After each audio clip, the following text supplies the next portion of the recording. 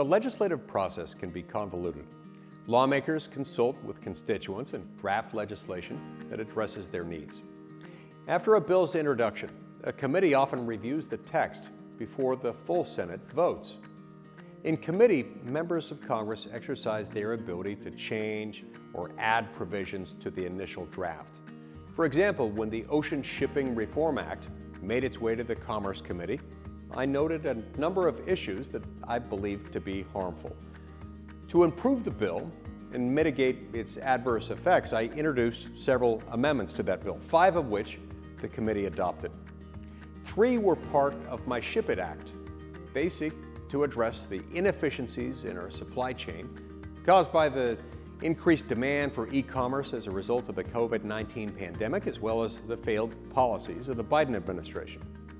My amendments cut red tape and expedite the process of approving the credentials for much-needed port workers. They require reporting to Congress, which helps us determine how U.S. port technology stacks up against our foreign competitors. They require the federal government to discuss the feasibility of using U.S. inland ports, including the Utah Inland Port, for storing and transferring cargo containers. Each amendment is the product of hard work and many hours of successful negotiations with my colleagues. After the committee process, a bill is considered by the full Senate. Here, the collaboration continues. On the Senate floor, I worked on adding even more amendments to this bill that benefit Utahns on the federal level.